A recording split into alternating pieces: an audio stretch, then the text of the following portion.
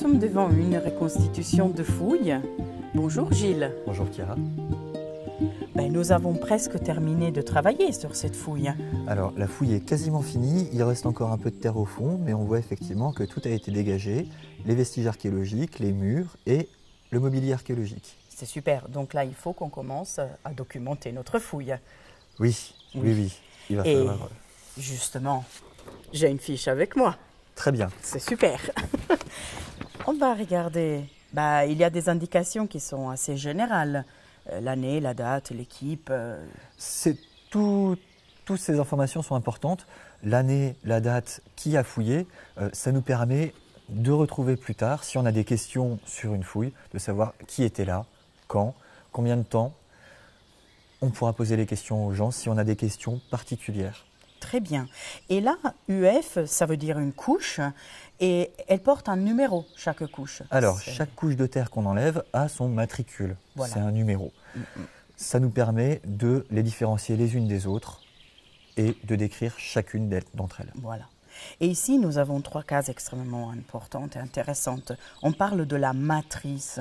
Alors, la matrice, on nous demande sa nature, sa couleur, sa composition. La matrice, c'est la terre qu'on a enlevée, la terre dans laquelle se retrouvent les objets archéologiques et la terre sous laquelle se trouvent les structures archéologiques. Bien sûr. Donc dans la nature, il faut spécifier si c'est du sable, de la terre, du gravier, du charbon.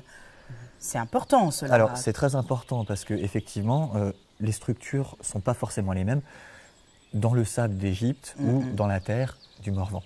Voilà.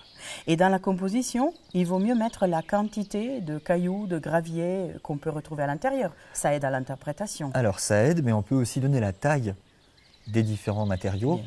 Si on a un mur qui s'effondre, on aura des gros blocs et beaucoup de gros blocs.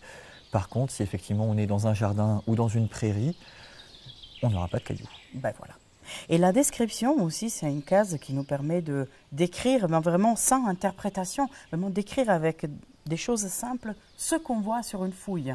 Alors c'est très important pour nous de ne pas interpréter tout de suite. Ça évite qu'on se trompe et qu'on diffuse un mauvais message sur les structures qu'on a fouillées.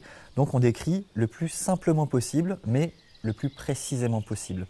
On dit si on voit des alignements de pierres, s'ils sont joints, si on voit un creux, si on voit du relief. Et on décrit toute la fouille avec des mots simples.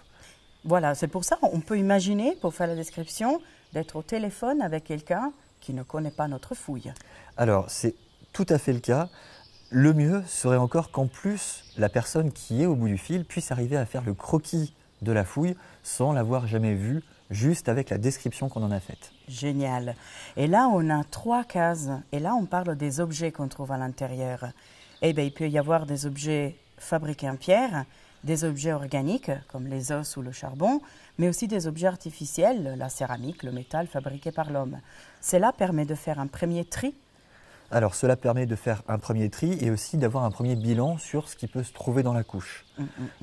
De savoir si on a beaucoup d'objets en pierre, de savoir s'il y a beaucoup d'objets organiques.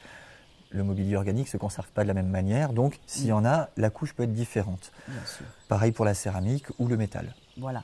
Et puis, dans la dernière case, sur l'interprétation, on n'est pas obligé de la remplir immédiatement si on a encore des doutes.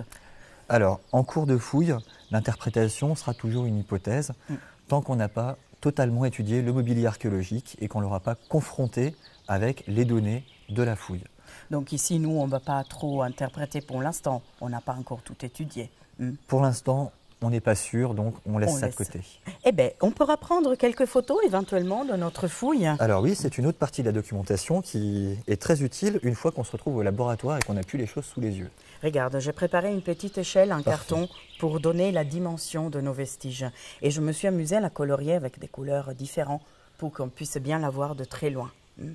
On peut la poser ici, par exemple, pour prendre une photo générale. Alors Comment oui, tu vas faire? On va déjà faire une photo générale de toute la zone. Bien verticalement. Et on essaie toujours de se mettre le plus verticalement possible, directement au-dessus des vestiges, pour qu'il y ait le moins de déformation possible. Tout à fait. C'est pour ça qu'on a mis une échelle. Et si on veut prendre un détail, par exemple ici, tu peux zoomer un peu plus dans le détail? Alors, on peut zoomer un peu plus, on peut se rapprocher aussi, et toujours du dessus, on prend le détail, qui peut être un détail architectural ou un objet archéologique aussi. Voilà, donc on peut prendre tant de photos qu'on veut pour tout renseigner. Tout renseigner, mais ça ne suffit pas. Ça suffit. La photo ne suffit pas, il va falloir aussi faire d'autres choses plus spécialisées. Par exemple, un plan. Un plan avec un spécialiste des plans. Je crois que j'en connais un, mais ça sera l'objet d'un prochain numéro. Très bien.